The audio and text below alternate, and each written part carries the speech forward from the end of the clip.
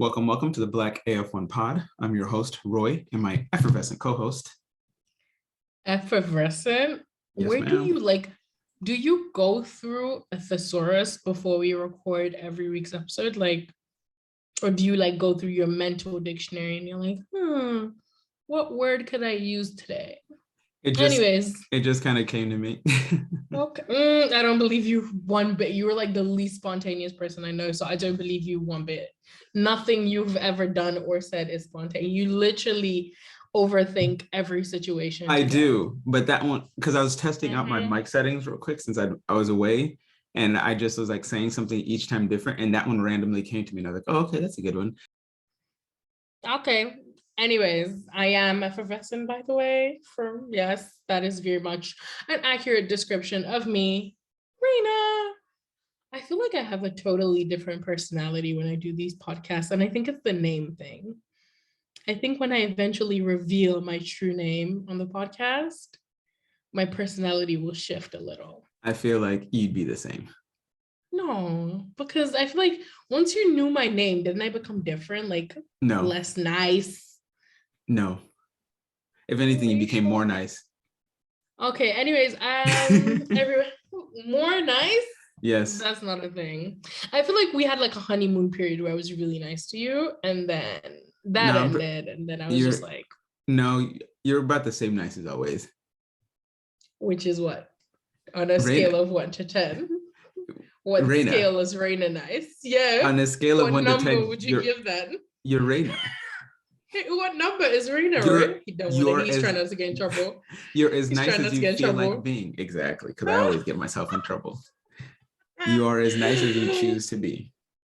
Okay. I accept that. I have a number in mind, and we could have done a little game where I wrote down my number and you guess, but I'll save that for one of the games we play when we launch our YouTube channel. Drum rolls. Anyways, welcome back everybody to the Black AF1 pod. It is wonderful to have you here with us at the beginning of what I hope is a better week than the week that came before, especially for me. So for all our new listeners, welcome back. Welcome. For our old listeners, welcome back. I would like to say y'all have shown yourselves to be very honestly, it's not a lot of you who listen, but those of you who do, the feedback, everything, the love I feel is absolutely amazing. And before we dive into today's episodes, I would just like to say thank you to one of our listeners who made two wallpapers and DM'd it to us with quotes that I had said, dramatizations that I had done on the podcast and made them into wallpapers, and I will post them on our Twitter page after this episode airs. But I would just like to say thank you to them. I don't want to butcher their name, so I'm not going to say it, but they know who they are. I don't want to say the name wrong, but they definitely know who they are. So yeah, welcome everybody. As always, we're going to start with Reina time, and Reina time today is a special request from my friend on Twitter. She wants me to discuss why Jenson Button is the luckiest World Drivers champion of our living memory. Because let's leave KK Rosberg out of it, who we can all unanimously agree, by the way, is the luckiest World Drivers champion. Can't you agree on that, Roy? If I knew history, I would. I'm going to agree. I do know who he is. You not know who KK Rosberg is? No, I do. He's Nico Rosberg's dad. And I know he won without, I think he only got one race win. Obviously, Jenson Button, JB, won the 2009 World Drivers Championship. And Roy, I don't know if you've rewatched that amongst the seasons you're rewatching. Not yet. But basically, Braun was expected to be nowhere, but then they came up with this loophole, I want to say fraudulent, but FIA said no, but really, who trusts the FIA? And then they did this whole double diffuser concept that had them basically dominating the entire field for the first half of the season. And obviously, in that year, the best driver on the grid was by Lewis Hamilton in only his third year in F1, but McLaren had a really shitty car. And Button won 7 of the first 8 races against his teammate was Barrichello, who was his only competition. And I put that heavily in quotes because That guy was embarrassed by Schumacher multiple times. So like, and at that time he was like geriatric. Yeah, I was So gonna say by like that time he didn't have the he, skills he had anymore. he was geriatric. And like, let us just say the team who actually came up in the second half, who was able to develop their car enough to compete with Braun. By the way, like in the second half of the season, JB only had one more win. So when he actually had competition, it got he only real had close. one more win. So like you could see his driving was like nothing to be impressed by. Like he got lucky with the car and fine. Like yeah. So he won 7 of the 8 races, and then of the remaining 9 races, he won just the one. And if Lewis was in that Red Bull car that caught up, Jenson Button would not have won the championship. So I am attributing Jenson Button's luck to the fact that Sebastian Vettel is a waste. That is what I love how I found a way to like, but Vettel ended up 11 points behind, and I think Vettel should have won. That should have been his first championship. Obviously. Not everybody is my driver who can like come back. No, because in 2017, Vettel had the faster car in the first half of the season before Mercedes came back with a better car. Right? Yeah, 18, but 18 started before the second half, but like 17 was definitely a clear pre-summer break, post-summer break situation where Vettel had like the lead for time. Yeah. And he still managed to bottle the champion. So I'm just gonna put it out there that Jenson Button is very much overrated. Like he did nothing else for the rest of his career. And like when people talk about Jenson Button, the only thing they say is not even his championship is over 3 seasons he beat Lewis Hamilton. If you have to add up multiple seasons to show me where your driver is good, I don't want to listen, because obviously he beat Lewis in 2011. I was going to say, do you also want to talk about the 2011, the circumstances where around Lewis was life? Depressed, like he just had so much going on. The car wasn't even too good. Like there was just so much going on. And like, let's not forget, like in his McLaren later years, post-Lewis McLaren era, he got embarrassed. He got embarrassed. He got shamelessly embarrassed by Fernando Alonso. And that's not even saying much, because who's rating Alonso by that time? Like anybody like that was still rating Alonso post 2012, like is clearly on drugs. That's all I'm saying. So that in summarization, I hope I've convinced you and not confused you that Jenson Button is a waste. And really, if we're being honest, any decent driver, if they had gotten the Ross Braun, they would have been able to pull out a win. At least the first half of the season. Yeah, like they should have been able to win those first 7 to 8 races. Like any decent driver, not like the bottom of F1, not a Latifi, but genuinely a good decent driver would have been able to win those first 7 to 8 races. You slandering Latifi for no reason. That man did not deserve it. I don't know about he didn't deserve it. Maybe I didn't. But no, because we understand, you know. Anyway, anywho, moving on to like roundup of this week's news and everything that's happened in this off week. Firstly, can we discuss how Lewis is a machine? Like that man is a machine. Like you haven't really been on social media, Roy, but Lewis this week went from Australia to Malaysia, from Malaysia to London, from London to Brazil, from Brazil back to London, and from London to Monaco.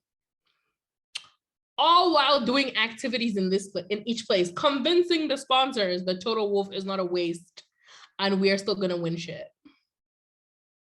No, they've been doing really good, and I think even amongst his travels, we've seen that he stopped in Brazil because they are taking it to their to vote of whether he should be an honorary Brazilian. And that still is wild to me that an entire country can take to a vote on their congressional parliamentary steps of, hey, this person who's from a completely different country and has only ever contributed to us in terms of like sports glory, which in a lot of places does bring a lot of pride and inspiration, but like he Lewis, in most places brings pride and inspiration. Unless you're Black and you're British, then they're just gonna ignore you. yeah, but like the fact that a country would honor another person from another place Now who that, doesn't yeah, even that's live crazy. there, right? Like it's wild that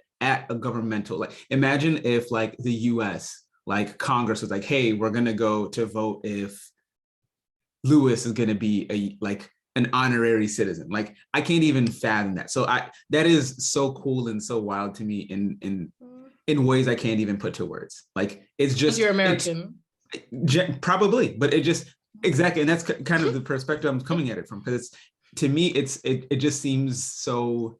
I mean, it just speaks to him and his accomplishments and what he means to so many people, right? Like obviously we look at it from a Formula One perspective, but like he's very clearly, as we always love to say, he's very clearly transcended Formula One, and Has oftentimes it's he? Are hard. you sure that's not Max? Has he really? You Is know, and he it bigger than the sport? Like, is he even marketable? exactly. It's hard to I mean, it's hard to really quantify kind of what Lewis means to people in the world. And when you see that like a sovereign nation can in the midst of right trying to deal with their own kind of like economic social issues, right? They can be like, hey, but pause, this guy means so much to us as a nation that we need to seriously consider making him an honorary us, right? As far as I know, Lewis doesn't live there, right? He just visits there Oh, for whatever. Exactly. So like that's his significance in the world is just that great. And so I think that's really, really cool and continues to speak to who Lewis is and us as we continue to support him. So I don't know. I just wanted to just it still blows my mind when I talk he's about it. And I've shaking been his thinking about head. it all week. He looks mind blown. He looks mind blown. It's so cool to me. It's so inspirational. I think it's hard to find people like that. Yes. Mm-hmm. Mm-hmm. I know. Okay. I'll stop gushing now. No, it's fine. You can gush about Lewis all you want. Okay, moving on. Something else that has happened this week is that Toto is being an op. Toto is being the oppiest. Toto needs to learn when to shut his mouth up. Like he has given so many damn interviews, including one when he was like, Max is a deserving champion and he respects Max and Yas. Why are you talking about that abuser? Why are you giving opinions about that abuse? The latest one is that he said the car is not going to be ready till next year. Really? Oh. Obviously, I'm paraphrasing, but he basically said the like, don't expect anything this year. In another one, he said in the next couple of races, the man is so, I just need him to like, is it me or like since this year started, he's really been showing his maximum whiteness? To be he always for me he always shows it. I like no, but like I feel like it's been more this year. For me, to me, it feels the same. I saw kind of Toto's very. I mean, I think somewhere we were discussing it was like he's being the very political Toto, right? Like kind of towing that like middle of the line. And I saw it last year, right? Like when Red Bull was really kind of ramping up their attacks, when they were saying Lewis was this and that and the other, and kind of stirring a lot of racial animosity towards Lewis, right? Toto eventually got to the point where he's like, okay, the gloves are off and I'm done playing around. And after he did that, like he never really said anything. He never really did anything. He still continued to do kind of his very middle of the road approach, which again is me personally, I don't necessarily have an issue with people who don't necessarily want to say more inflammatory things, but it speaks to them as a person in terms of like, that's how they're always going to be. So even as now, whenever he says Max is a deserving champion or this and that and the other, those to me don't seem as though they're the outlier. For me, the outlier is when he will say something about Massey, like in the article where he was saying Massey was a detriment. He used different words, so I'm sorry about that, but he was saying Massey was a detriment to Formula One. Like to me, when Toto comes out and says something directly negative or disparaging to someone, that's when I'm like, okay, no, this is Toto being different. But like whenever Toto is kind of towing that line and doing this or that and the other, that's not really, again, inflammatory. Like to me, I'm that is like the Toto we know. And that's why I don't hate Toto. I'm not the biggest Toto fan. I think he's a good team principal. He's done a really good job in managing the drivers that we've had over the years, right? Like after Nico, he made sure that the way in which they operated as well. So I think in terms of team operation, he does great. But in terms of his public relations, he is what he is. And he hasn't surprised or disappointed me yet. Mm-hmm. Okay. Anyways, moving on. There's the whole upgrade situation. In regards to Mercedes, there's rumors coming out. There's rumors coming out that Mercedes won't bring upgrades till Spain. Spain. That they're not bringing upgrades to Imola anymore. Late May. Yeah. So about a they're not month. bringing. What is today? Apparently, Today's like because 16th. Imola is a sprint race. Imola is a sprint race, so like there's no point because there's no time to test the parts, which I'm like, you knew Imola was a sprint race 2 weeks ago when you told us you were bringing upgrades. Like my problem is like the inconsistency. Also, apparently Ferrari are bringing upgrades to all of the next 3 races, Imola, Miami, and Spain. Well, there's a lot of Mercedes is also bringing an engine update in Spain. So like there's a lot of upgrades coming for a lot of teams in Spain. We can move into like the questions that the viewers sent for this week's bonus episode. All right. So as I feel like it's becoming a trend, whenever we have an off week, we try and stick with a little bit of the Formula One specific things that have happened news-wise, but also like we like to at least take some time to hear kind of who is listening to us, kind of what they have to say. And so that's kind of the questions Reina's talking about. Oh yeah, this is the main part of the episode. I thought the news part was just like a little, I love how you can tell who's the serious one amongst us, but for me, the news part was kind of just like a little sprinkling, just to like make us seem serious. And like the questions are like the main, but Roy's like, yeah, we're just doing a little segment. Okay. Anyways, let's go ahead. Yeah. So you want to run it off, or you want me to start? Well, I'm just going to explain the first one to you because obviously I'm the one who received the questions because Roy has abandoned me and let me handle the social media all alone. Yeah. So the first one is from Cam, who apparently has either fallen asleep in the first episode or does not remember when we discussed it, and she wants to know how we became friends. I'm going to leave it to you because I feel like I explained it last time and you probably have a different explanation than me. How did we become friends, Roy? Let's see. Obviously, 2020 got into DTS, then watched the show. 2021, watched the first few races. Then I got onto Twitter and I noticed, oh wow, there's F1 here, and so started perusing some of the spaces, which eventually I found one which Reina was in. I think it was right around the Met Gala. Yes, thank you. The Met Gala. So at the Met Gala. You followed me since then?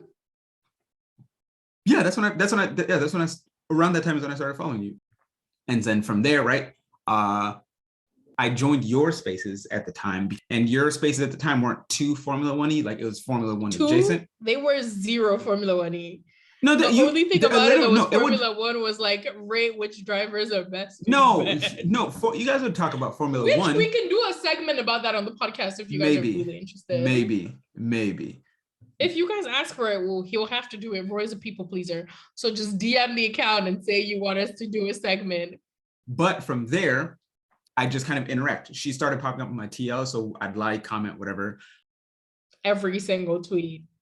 That was how I noticed him. Yeah, because he would interact with every single tweet. It's not like I didn't have that many followers, or I didn't follow that many people. So like the things that showed up on my timeline, it'd be the same people, and I was thirsty for Formula One, so I was spamming that refresh button. Or yeah, right, Formula One. Not my beautiful face. Like I love how he's rearranging the facts. Anywho, we all know it's because you saw this face and you were like, of course. How do I get her attention? But yes, so we met through Twitter, which is the same way I've met most of my good friends in Formula One. Anywho.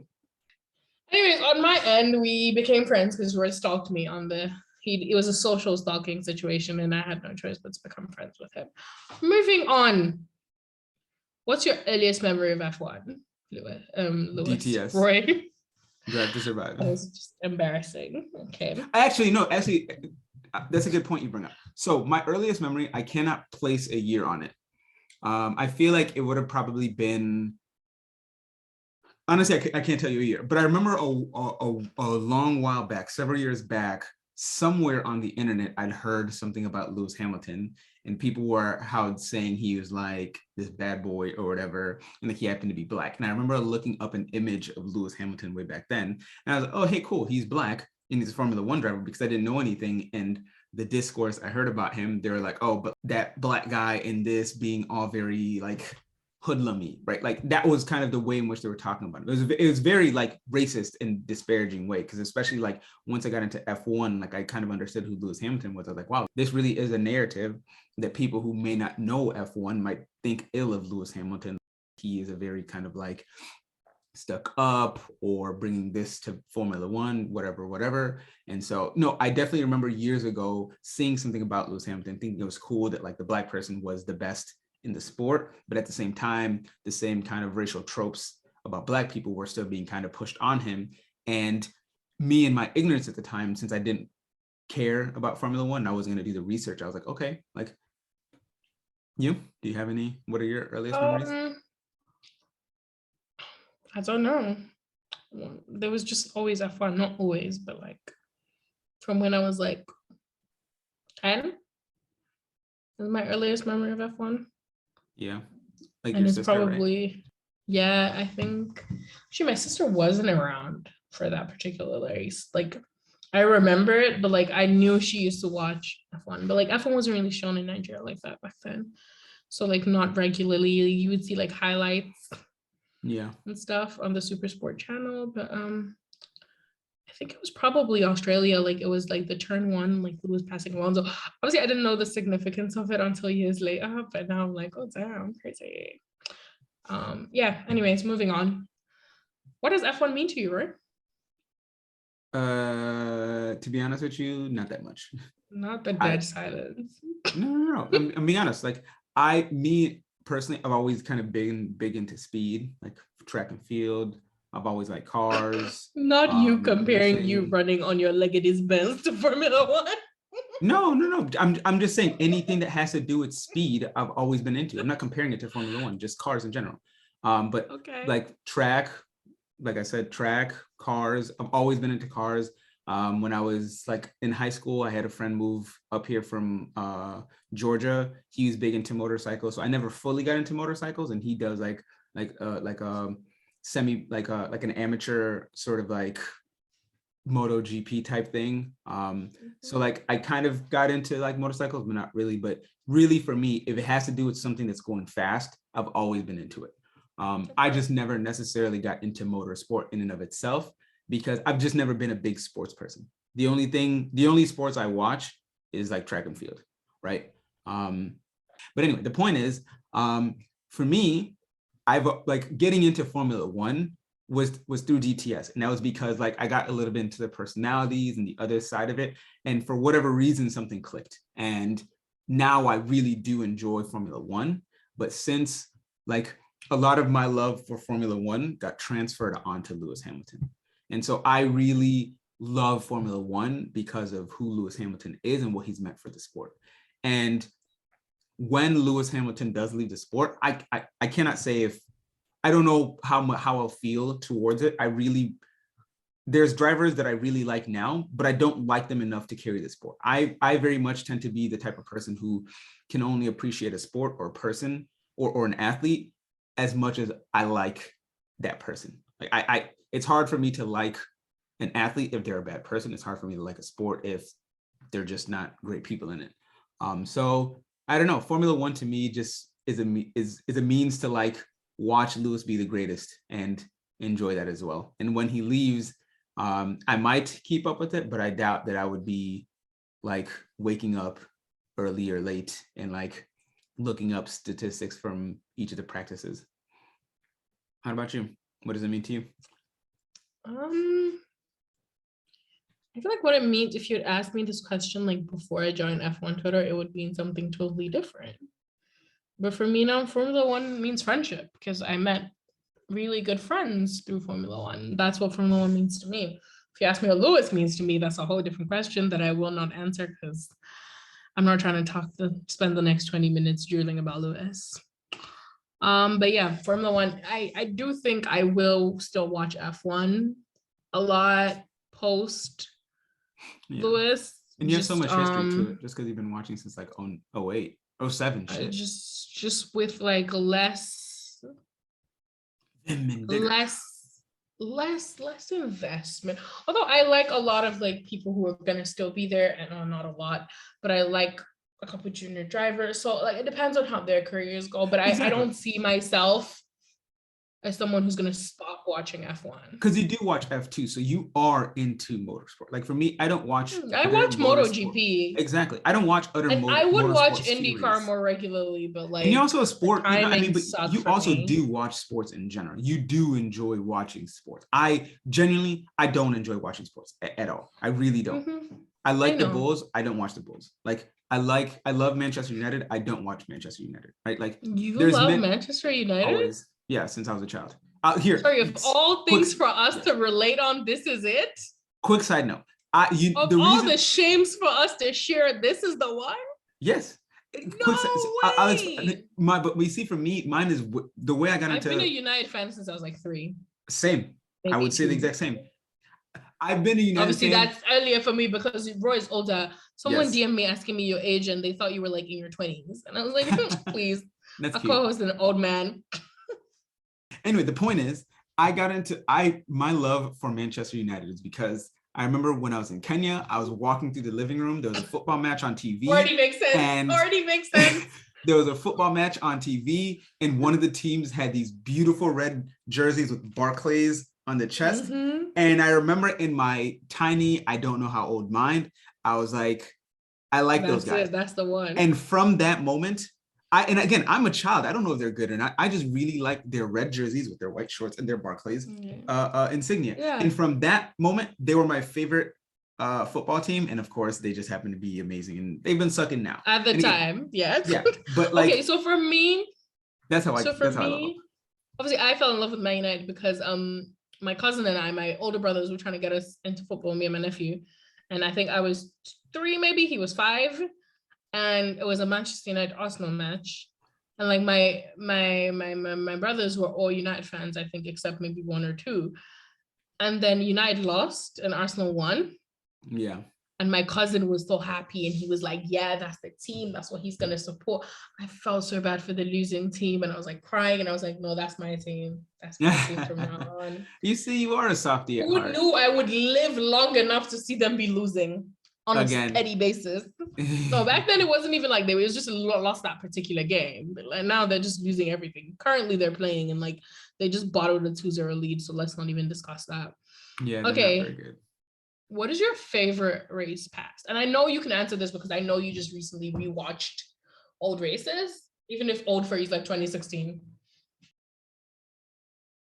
You can give a more recent one, like a recenter one from like the 2010s. The 2010s. I mean, I really liked like Mercedes era time. Like then maybe Turkey 2020. Okay, yeah, that's a good one, especially for you because that's like one of your earlier races. Yeah, because I mean the way Lewis got to the front is wild, and honestly, if you watch it, there's no way you would have predicted it. It's just actually at one point he was in 5th place, and then the next point he's all of a sudden in 2nd and 1st, and you're like, wait, what the hell just happened? Okay, no, I remember exactly how that race happened. But it also is because obviously they made mistakes, and that's how he got there. Yeah, of course. But like the thing for me, that race, I was in a human rights lecture, like in my class that year. The module I was taking fell Sundays 3:30 to 5 to 6 o'clock, or like 3 o'clock, no, 2:30 to 5:30, which is always when European races were airing, so which was most of the races in 2020. So basically, like I was always watching races during class that year. And that day, obviously, I knew Lewis could win the title and everything. So I logged into class on my phone and was watching the thing on my tablet. And I just remember, like, my lecturer asked me a question. I think the race was over or something. And then I answered, and she was like, "Why'd you sound like you're crying?" And I touched, and my whole face was just tears, and my eyes were swollen, and I was just, my heart was beating. The love was crying. That race had me. A fun fact about that race, obviously, Lewis got to the end of the race with like his intermediates having worn down to slicks in the Slick middle part, and Intermediates. everybody. That was almost Slick the name of the pod. Intermediates is what Roy wanted. I was never letting that happen. Slick Intermediates is what Roy wanted to name this podcast. It wasn't Imagine the very good, I mouth. get it, but I really liked Slick it. Intermediates. Oh Lord. Thank God. Thank God for sense. Slick Intermediates is what Roy wanted to name this I liked podcast, it. and I'm not forgiving him for But that. I knew it wasn't very good, so I didn't like push for it. But I thought it was funny. You were in love with it. You were in love with that name. I did. I remember like, I told Kate, and Kate was like, "You need to talk to him. Like, that's not happening. That's not happening." Anyways, my favorite F1 race of all time, of all history. Okay, actually, I'm gonna put one that I like was actually in this Lewis era. I don't want to talk about old races like that. 2007 Fuji, Suzuka. No, Fuji, yeah, Fuji, not Suzuka. Japan was in Fuji that year. And a lot of people are going to tell you 2008 Silverstone wet race, whatever. But 2007 Fuji was a fucking masterclass. One, Lewis was a rookie, had never driven in conditions like this before. The race under that race was like the deluge of rain in that race. Oh my God. That race was hey, it was like, I understand 2008 Silverstone because like at times in that race he was lapping like a minute more, like not a minute obviously, but like 10 seconds, 5 seconds like faster than like the entire field. And like even when people switched to wets, for wets, he stayed on enters and everything. But like that was with like a year and a half of F1 under his belt. Suzuka was like nah, no rookies in him code. Nobody, don't tell me rubbish. He bodied that shit. Anyways. No, but before we go, like, so for me, I would say it's not necessarily, they're not the whole race, but two of my favorite moments from Lewis are his very, very first GP in F1, where going into the first corner, he basically said, "Yeah, I'm not like these other people." And he immediately put the pass onto Alonso, and I think he put himself in like what, second or third. And and then my other favorite moment is in 2008 in Brazil, where in the very final, like leading up to the final corner, he managed to do exactly what he needed to do to clinch the championship. And it's just so cool to me because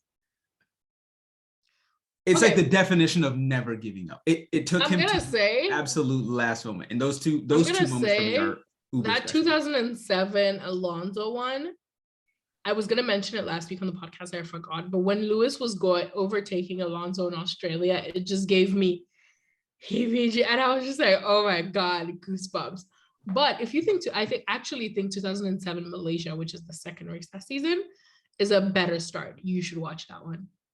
So I've watched it. So when you asked me about my favorite race, there's a specific race in 2007 where, and I don't know if it's a USA GP or not, but it's one where they keep having a consistent battle, and eventually Alonso gets so mad that he drives over to the wall next to pit lane. Yes, he drives over to that wall, and then he kind of drives back, and he's pissed off, and you can tell the commentators are saying that's not a very in control Alonso. And I really like that GP because it's a consistent and continuous battle between Lewis and Alonso. And for all the DRS, Lewis can't race with those people, right? Like that is obviously a time where like you had to pass without DRS. You had to have good racecraft and know when to like slipstream and all that stuff, right? So that is, again, that's probably one of my favorite races, just because it showed they had to keep fighting each other, and Lewis didn't fold. And again, he's a rookie. This man is like, I don't know, like I don't think people appreciate just how hard it is to come into something brand new. Like look at all of these new drivers who come into Formula One,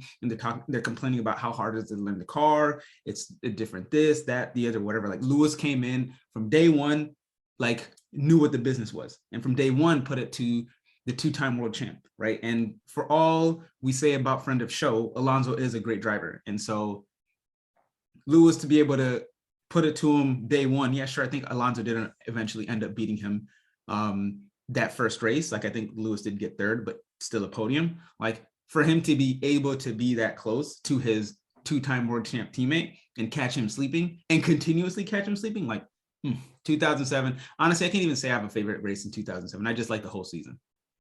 Minus, obviously, was it China where he got left out and then got stuck in the rocks? Mm-hmm. Yeah, minus that race, 2007 is a vibe. What's next? If you could add a rule to F1, what rule would you add? Oh, I'm not the person to ask for this. I mean, figure out these DRS detections. I'm slowing down. Lord. I don't know. Lord. I don't know. I'm too green. I'm too in terms of No, rules. it doesn't matter. Like it doesn't have to be something serious. Like you can just. We've already said I'm not very imaginative. I'm not even. Yeah, I know, but like a random, is it gonna be the DRS thing? Do you want to remove DRS completely? No, I think the cars right now are too poop to have DRS removed. I just don't like the whole chickening before a DRS is on, slowing down so somebody else passes you and then you get it. Do you have a rule? Yes, I would remove blue flags. Really? Yes, I would remove blue flags. That's interesting. Talk about that. I would Talk definitely. about this. I feel like red flags take away blue from blue flags. I'm so sorry. Blue flags take away from like the enjoyment of F1. Okay. I just feel like because more stuff like what happened with Ocon and Max. Sorry to trigger you, Roy. Could happen again. You get more stuff like Mazepin. Yeah, but I feel like that's a more realistic, organic way of backmarkers ruining races than them just crashing on their own or fighting each other and crashing. Like that's just dry. If they're gonna ruin races, might as well be fun. Fair enough. Might as well be like, because you're gonna have to be patient. You're gonna have to abide your time. You're gonna have to do it right. And I don't know. It's just, and you're gonna have to see which of the backmarkers are smart enough to know that like this is not my battle. But then also the leader is gonna have to back off if like the backmarkers are fighting themselves because you don't want to get involved in that shit. So like it's just very much, it's so fun. It's so exciting just imagining it. Especially with someone like Latifi on the grid, Max would crash every race because that man is so impatient. like for me, when I think that's a very interesting rule. For me, I always think about how it could negatively impact myself. And I can just see that, like, especially like when Merck and Lewis were so dominant, I can see them trying to pass back markers and that all of that gap that they've managed to build disappearing. And then suddenly now, which again, technically maybe is better for the fans who just want close racing and they don't really care who wins, right? It's probably better for them because when you have to pass back markers, like it allows the people behind you to close in, right? The whole kind of, if you're fighting someone, you're losing time. So like if Lewis catches up to a group, now he's losing time, biding his time to figure out how he passes them. But I mean, there is something very interesting about that, especially bunching the cars back up. So yeah, interesting. I honestly don't have a rule. I wish I did. The way Roy is so boring, guys. Do you guys feel it too? Because I feel it. This man is so dry. Okay, why didn't we add Sainz to Ford Watch last week? I don't think Sainz's weekend was his fault. I would say during the race, his race issue was his fault. His quality issue was his fault too. No, like people act like he had a second chance to improve his time. And okay, maybe you had lost your rhythm and you couldn't go first. But you could have gone higher than 9th in that car. No, but it wasn't that like. His first lap was ruined, but his second lap was fine. He came back out and he did a time that just didn't get improved. But they kept saying that it wasn't your first hot lap that was actually the fastest. You needed to go out, do a hot lap, and then kind of bring it in, and then your second one, that's where your time was coming in from. And he wasn't able to do that. It wasn't that. It was like no. It was like you do like 2 warm-up laps, yeah? Yeah, but one of them is like dang near hot. And then that second one is where you really no. It was 2 slow laps and then your fast warm up, your fast lap, and he did that. I'll look it up and I'll send you because I remember. Don't know, but I do think like it doesn't matter. Like the difference wasn't up to like the 1.9 seconds he was behind the pole time or whatever it was. Because immediately after this happened, I looked into it because I thought it was funny. And it, from what I remember, and I'll have to do it again. And I'll just, if I find anything that affirms that, I'll send it to you. And if any of you are right, I'll still send it to you just for my own edification. Will you? I will. No, but the thing is, I wanted to put him on fraudulent last week, but then you made this argument, and I was just like, I don't really like to put it just when it's just me and it's not like you, because it's I think it's okay. No, I feel like we each get one driver each week that we can. It's fine. I didn't even post the week, so I'm gonna have to like post it. Yeah. No, I feel like we each race we can have one driver each that we can make executive decisions on them being there. Okay. I think that's fair. That we can each at least have some autonomy in it. It didn't have to be. Time passed now, so okay. What are your thoughts on Brocades? Brocades, this specifically being Lewis and Nico Rosberg.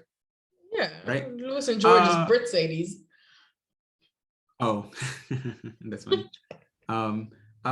Yeah, no, Sorry, slow down. Is this the first time you're hearing Britsades?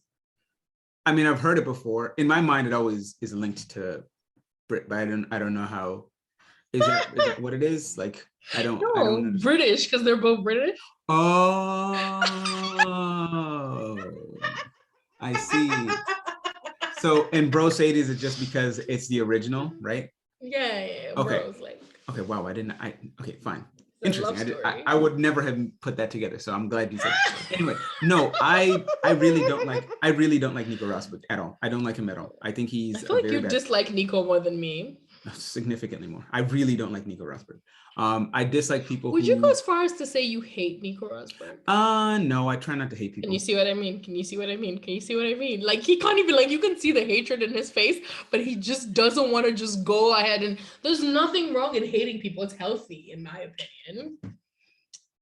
I genuinely feel that, like, having overly strong negative feelings towards any individual, like especially towards hate, gives them a certain control and power over you and your emotions. If I really, really hate this person, when I think about him, they're going to make me more upset. They're going to make me angry, and a bit of my own control and autonomy of my feelings and how I interact and move in this world, they have control over it. This is something I realized years ago. I heard somebody saying, in fact, Mike Tyson even gave a really good little like disclaimer. Look, I know, right? I learned from anyone and everyone. Like, anyway, he made a little thing about like forgiving people and all of that, right? Because he was like saying like, no, if the guy who was talking to him was like, no, I'm gonna hate these people. I'm always hate them. And Mike Tyson's like, yeah, no, don't do that. Like, you gotta forgive people, especially the people you hate, because otherwise they will always have some sort of control. And this is not something that is new to Mike Tyson. I've heard this in the past, but like he did it in a different way. But I just don't like hating people because I don't like other people having control over my emotions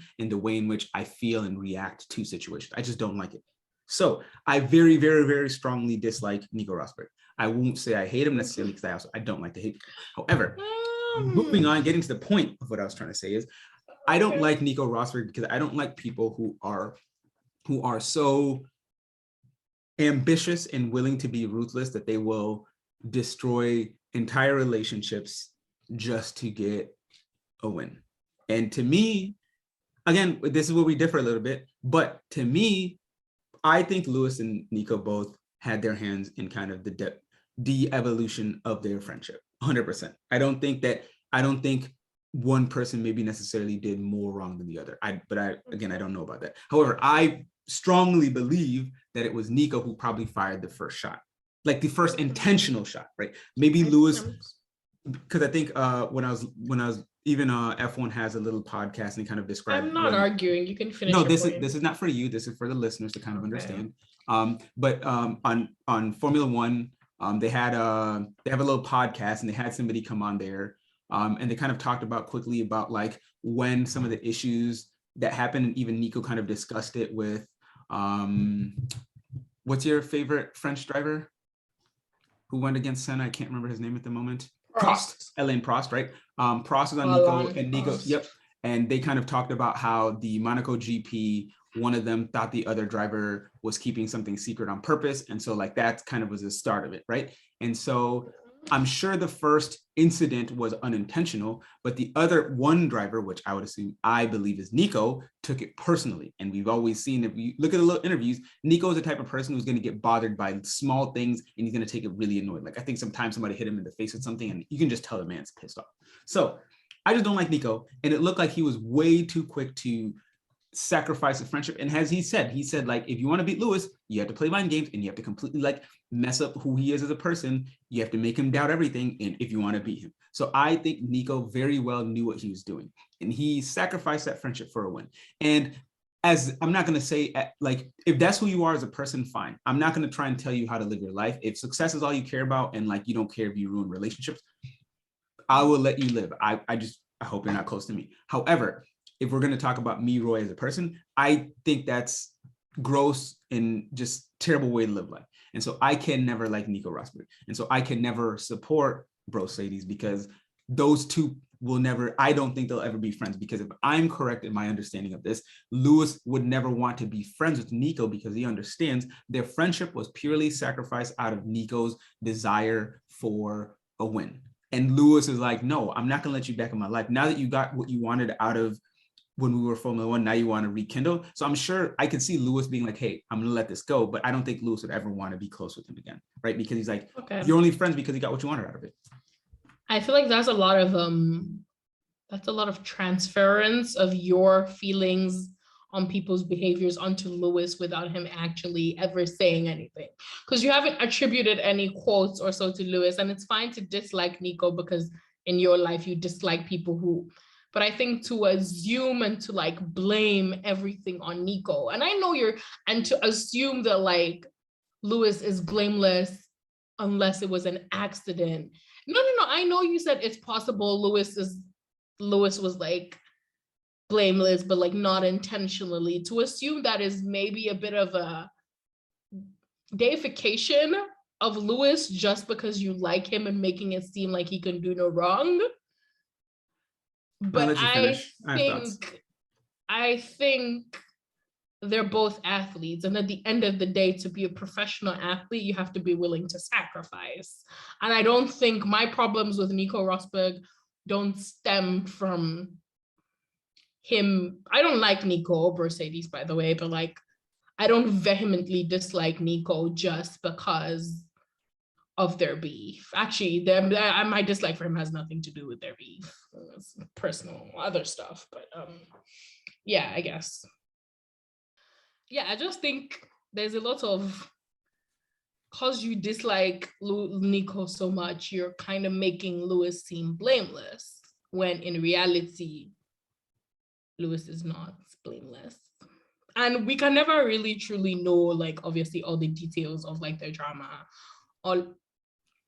unless one of them writes a book. And even when that happened, it's I think like this always a he said, she said situation. Even like in my personal life, I know there's times where like I have a fight with someone, I like my side of the argument is like totally different from the other person's side, and in reality falls somewhere in the middle, because I don't think Nico's actually a bad person. Like, I don't like him, but like I don't think he will like invent things out of completely thin air. Like every fire has like an ignition point. I mean, if we're gonna talk about just the athletes of the highest, I mean, if you watched MJ's little documentary, Winning Time, not Winning Time, but he basically said when he was going up against other athletes and other things, like he would literally invent realities to motivate himself to do things. So it is possible that they both are at fault. It's not one side or the other. We just disagree on who has more fault and not. Anyways, Roy, final question. Do you have any tips for new viewers as someone who just got into F1, like people who are just starting? Do you have tips on like what they can be? Like how they can get readily more involved in F1? I think as a new viewer to Formula One is so niche. I can only speak on it from like an American's perspective, but Formula One here in America is so niche that finding people in your personal life who like it, you're usually very lucky. And so Most probably are like me, came to it from Drive to Survive. And I think naturally the best way to get more involved and to just see more and consume more is just Twitter. Like it really is. I feel like Twitter will, I mean, as toxic and as vitriolic as Twitter can be, like there really are some great, wonderful, bubbly people on Twitter. Like you can get anything and everything in terms of like what you're looking for as a fan and as a watcher. But beyond that, I mean, there's finding publications. That's the easiest Google. But I would always say I think Twitter is one of the best resources. There's great people to follow on there. And really like whenever you see spaces and things like that, like Twitter really will just get you that next level of involvement. And then naturally your own kind of personality will kind of lead and guide you to the people on Twitter whom like your personality and kind of your needs gel most with. But I think Twitter really is the best resource for that. Did you have anything? I have the opposite. Stay away from Twitter. Twitter gets you into a very cult-like mentality. I think come up with your own ideas so you can stand your ground, like have your own thoughts and opinions before taking the leap into Twitter. Twitter is good for resources and information, and that's pretty good. But like in terms of like making friends and stuff, I think maybe wait till you know what you think and what you believe and like you're ready to throw down. That's good for what not to do, but if they're new, they're not going to have any ideas or any of that. So how would they then get that? I think watch old races, I think. Where? YouTube, F1 app, where can they find these things?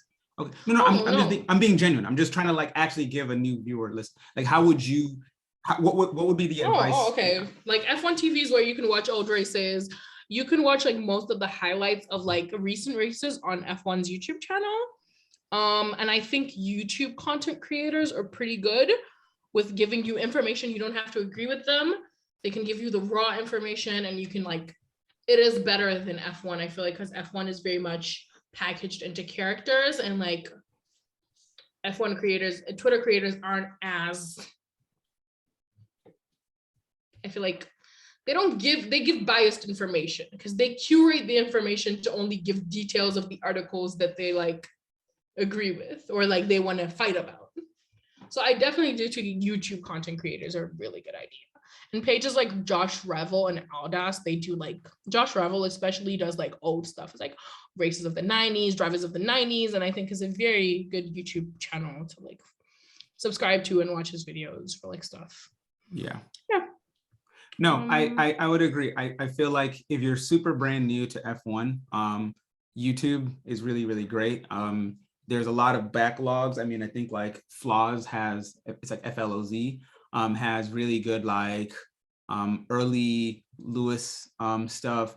He has really good like Lewis versus Nico, Lewis versus Vettel when he was at Ferrari. Like he has some great compilations that give kind of like some historical things.